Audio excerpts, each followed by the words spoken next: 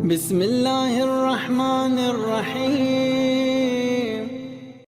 عزیزان محترم، ماہ رجب ہے اور ماہ رجب میں مختلف ایام ہیں، اور آج کی مجلس حضرت زینب سلام اللہ علیہا کے جو ہے وہ وفات کے سلسلے میں ہے۔ یوں تو خود ماہ رجب کے اندر بہت سارے ایام اور خود ماہ رجب خداوند متعال کی بندگی اور اطاعت کا مہینہ ہے، اور انسان کو یہ موقع فراہم کرتا ہے زندگی میں کہ انسان جو ہے وہ اس مہینے کے اندر اپنے پروردگار کی طرف متوجہ رہے اور اپنے پروردگار کی عبادت کی طرف متوجہ رہے۔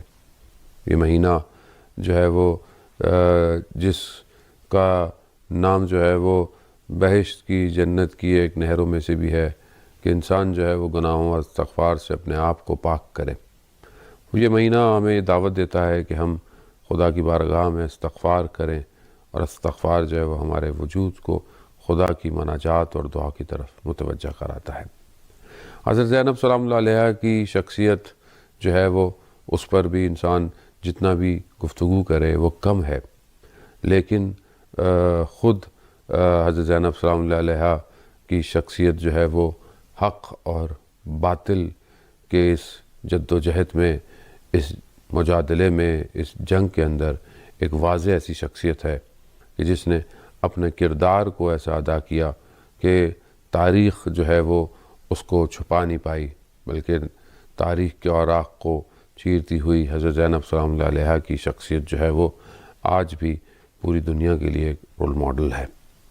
بی بی زینب سلام اللہ علیہا کا اپنے وقت کے امام اپنے بھائی کے ساتھ مل کر ولایت اور لا الہ الا اللہ کے کلمے کی دفاع کرنا اور اپنا سب کچھ اللہ کے لیے اور وقت امام کے لیے قربان کر دینا ہمیں بھی اس بات کی دعوت دیتا ہے کہ ہم بھی اپنے آپ کو اس راستے پر گامزن کریں۔ ہم حضرت زینب سلام اللہ علیہا کے ایک جملے سے استفادہ کرتے اپنی گفتگو کو آگے بڑھاتے ہیں۔ جب ابن زیاد لعین کے دربار میں اس نے بہت اپنے آپ کو خوش فہمی کا شکار پایا اور یہ کہا کہ دیکھیں ہم نے کیا کیا، ہم کامیاب ہو گئے، ہم نے اس طرح کر دیا، آپ نے کربلا میں کیا دیکھا؟ بی بی زینب سلام اللہ علیہا کا جملہ یہ فرماتی ہے کہ ما رأیت الا جمیلا، میں نے جمال کے سوا کربلا میں کچھ نہیں دیکھا۔ خوب یہ جو جمال ہے، یہ جو خوبصورتی ہے کہ جو کربلا میں حضرت زینب سلام اللہ علیہا نے دیکھی ہے، خوب یہ کیا ہے؟ خوب یہیں پر ہم اس طرف بڑھتے ہیں کہ جب انسان خدا کی بندگی اور اطاعت کرتا ہے، خدا نے اسے خلق ہی اس لیے کیا ہے کہ وہ خدا کی بندگی کرے اور اس کمال تک پہنچے۔ اس اوج کمال تک پہنچنے کے لیے اسے اپنی زندگی کو ڈھالنا پڑتا ہے، اسٹرکچرائز کرنا پڑتا ہے، جس ڈھانچے کے اندر کہ جس میں خدا چاہتا ہے۔ چاہے کہ انسان کے لیے دنیا اٹریکٹ کرتی ہے، دنیا اس کو جو ہے وہ اپنی طرف کھینچتی ہے۔ دنیا میں بہت ساری چیزیں انسان کو اپنی طرف کھینچتی ہیں، جہاں پر مال کی محبت ہے، اولاد کی محبت ہے، ڈیزگنیشنز کی محبت ہے، یہ ساری چیزیں انسان کو اپنی طرف کھینچتی ہیں۔ ان چیزوں کی طرف اٹریکٹ ہونا منع نہیں ہے، مگر اسلام اس کے اپنے حدود بتاتا ہے کہ اگر مال کی طرف بھی جانا ہے تو کسب حلال کرو، حرام نہیں کرو، کسی کا حق نہیں کھاؤ، کسی پر ظلم اور ستم نہیں کرو۔ مال کی طرف جانا منع نہیں ہے، مال نان نفقے کے لیے ہو تو بھی منع نہیں ہے۔ حدیث و روایات میں ہے، امام علی نقی علیہ السلام، امام باقر علیہ السلام کی حدیث ہے کہ اگر تم دنیا کی طلب کرنے بھی چاہتے ہو تو 3 چیزوں کی طریقے سے اگر طلب کرو تو برا نہیں ہے۔ ایک یہ کہ تم اگر یہ طلب اس لیے دنیا چاہتے ہو، اس لیے دنیا حاصل کرنا چاہتے ہو کہ تم لوگوں سے بے نیاز ہو جاؤ، لوگوں کے محتاج نہ رہو، تو اس میں بری بات نہیں ہے۔ تم دنیا کو طلب کرنا چاہتے ہو کہ تم اپنے گھر اہل و عیال کی زندگی کو بہتر بنا سکو، ان کو اچھی چیزیں فراہم کر سکو، تو طلب دنیا بری نہیں ہے۔ اور اگر تم اپنے ہمسایوں کی مدد کرنا چاہتے ہو تو بھی طلب دنیا بری نہیں ہے۔ اس کا مطلب ہے کہ مال کی طرف یا دنیا کی طرف انسان جب کھنچتا ہے تو اگر وہ بندگی کے سٹرکچرڈ میں ہو، بندگی کے دائرے میں ہو تو برا نہیں ہے، لیکن جب انسان اس سے خارج ہو جاتا ہے، اس سے باہر کی طرف نکلتا ہے، تو یقیناً وہ پھر اپنے آپ کو جو ہے وہ خدا کی بندگی سے باہر نکال کر شیطان کی بندگی کے اندر لے آتا ہے۔ یہ بندگی جو ہے وہ پھر انسان کو خدا سے دور کر دیتی ہے اگر وہ بندگی خدا کے بغیر ہے. اگر اس کی محبت مال کی طرف جائے اور حدود الہی کو توڑ دے، وہ حدود جسے خدا نے معین کیے اگر ان کو بریک کر دے تو وہ کبھی بھی خدا کی طرف اطاعت کی طرف نہیں بڑھ سکتا. اور پھر یہ دنیا ایسی ہے کہ ایک ایسا بازار ہے، روایات میں آیا ہے کہ یہ ایک ایسا بازار ہے کہ جس میں کچھ لوگ نقصان اٹھاتے ہیں، کچھ لوگ فائدہ اٹھاتے ہیں. آغا دولابی کہ جو بہت بڑے عارف تھے، قم المقدسہ میں حرم حضرت معصومہ سلام اللہ علیہا میں ان کا مرقد مبارک ہے، وہ فرماتے تھے کہ جس طرح انسان ایک روٹی، ایک بریڈ جب اس کو بنا رہا ہے تو اس کا جو آٹا ہوتا ہے، جو اس کی را فارم جب ہوتا ہے، جب وہ پکتا نہیں ہے تو اس کے اندر ایک بالکل گم کی طرح وہ چپکتا ہے. اس ٹائم جب اس کو پانی کے ساتھ اس ویٹ کو آپ بریڈ کو مکس کرتے ہیں اور اس کو جیسے ایران کے اندر اس کو پھر جو ہے وہ تندور کے اندر ڈالتے ہیں کہ جہاں پر پتھر ہوتے ہیں جس میں وہ روٹی بنتی ہے، تو اس کے اندر ایک بالکل گم کی طرح چپکنے کی، اٹیچ ہونے کی صلاحیت ہوتی ہے. تو وہ خمیر جو ہے، وہ جو آٹا ہوتا ہے، وہ پتھروں پہ چپک جاتا ہے اور آہستہ آہستہ جب وہ گرم ہوتا رہتا ہے اور جتنی آگ اس پر لگتی ہے تو وہ روٹی بن جاتا ہے، وہ بریڈ بن جاتا ہے. اور پھر جس پتھروں سے وہ چپکا ہوا ہوتا ہے اسے چھوڑ دیتا ہے. وہ فرماتے ہیں کہ انسان بھی بالکل ایسے ہی ہے، انسان بھی بالکل اسی بریڈ کی طرح ہے. اور یہ جو پتھر ہیں اس کی زندگی میں دنیا کی محبت، اولاد کی محبت، مال کی محبت، گاڑی کی محبت، یہ ساری چیزیں محبتیں اس پتھر کی طرح ہیں جو اس کو چپکاتی ہیں.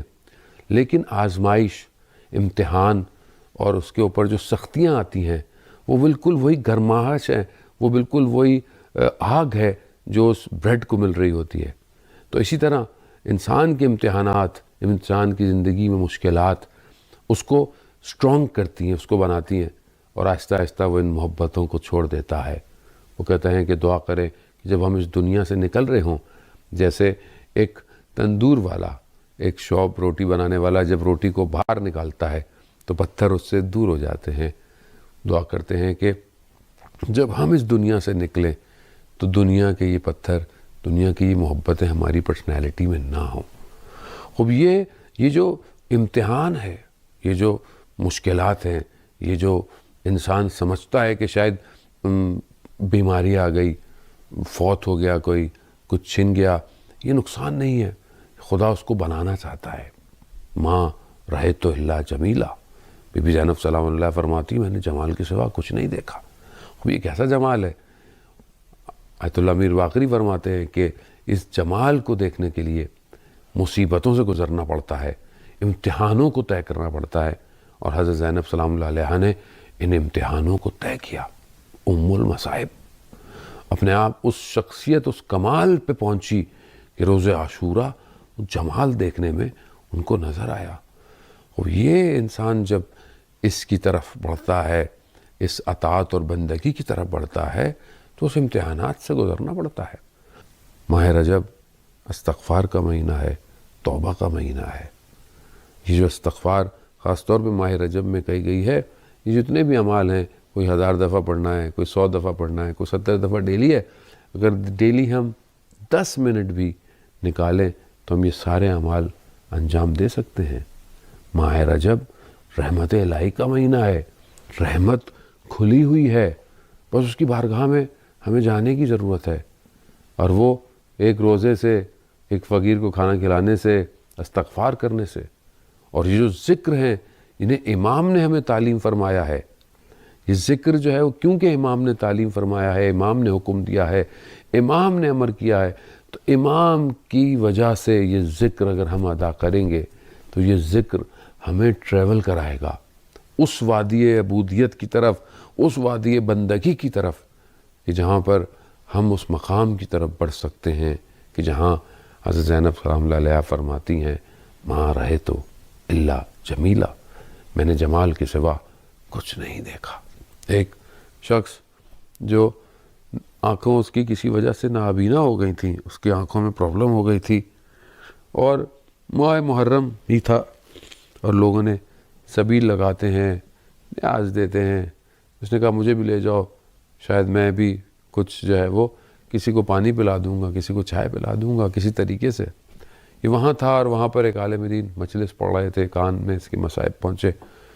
حضرت زینب سلام اللہ علیہا کا تذکرہ ہوا، اس نے اپنے آپ کو حضرت زینب سے متصل کیا، بی بی سے توسل کیا کہ بی بی میری آنکھیں نہیں ہیں اور لطف کریں میرے اوپر، کرم کریں۔ اور اسی وقت اس کے اوپر بی بی نے کرم کیا اور ان کو جو ہے وہ خداوند متعال نے آنکھوں میں بینائی دے دی، روشنی دے دی۔ پھر ایک جگہ کہیں حادثہ ہوا اور وہ جل گیا اس کا بدن، لیکن جب ڈاکٹر کے پاس گیا تو دیکھا اس کی آنکھیں سالم ہیں۔ کہا کہ میں تعجب کرتا ہوں کہ کس طرح تمہارا بدن میں تو جل گیا، تمہاری آنکھیں بچ گئیں۔ کہا ہاں، مجھے یہ آنکھیں حضرت زینب سلام اللہ علیہا کے توسط سے ملی تھیں۔ یہ کیسے جا سکتی تھی؟ عزیزان محترم، ہمیں بھی اسی بینائی کی ضرورت ہے، ہمیں بھی اسی بصیرت کی ضرورت ہے، ہمیں بھی اسی طرح اس دنیا کو، اس حق اور باطل کے معرکے کو دیکھنے کی ضرورت ہے۔ لیکن یقیناً ہمیں بی بی زینب کے بارگاہ میں آنا پڑے گا۔ ایک عالم دین کی امام زمانہ عجل اللہ تعالیٰ فرجہ شریف سے ملاقات ہوئی اور ان بزرگوار نے امام سے پوچھا کہ کربلا میں آپ کے اوپر کون سی سب سے بڑی سختی تھی؟ کہا کہ کیا حضرت عباس علیہ السلام کا غم آپ کے لیے سخت تھا؟ کہا نہیں، حضرت عباس بھی اگر ہوتے تو وہ بھی اس غم پہ گریا کرتے۔ کہا تو پھر آپ کے لیے حضرت علی اکبر علیہ السلام کا غم سخت تھا؟ کہا نہیں، اگر وہ بھی ہوتے وہ بھی اس پہ گریا کرتے۔ تو کہا اس کا مطلب پھر آپ کے لیے آپ کے جد امام حسین علیہ السلام کی قربانی، ان کی مصیبت، ان کی مشکلات سب سے سخت تھی؟ کہا نہیں، میرے جد بھی ہوتے تو بھی گریا کرتے۔ یہ کہنا تھا کہ امام کی حالت مغموم ہو گئی۔ کہا تو پھر؟ کہا ہماری جد، ہماری پھوپھی حضرت زینب سلام اللہ علیہا کا یقیناً یہ غم آسان نہیں ہے۔ یہ وہ غم ہے کہ جس کے لیے امام سجاد سے بھی جب پوچھا گیا تو وہ بھی یہ کہتے ہیں ہائے شام، ہائے شام، ہائے شام۔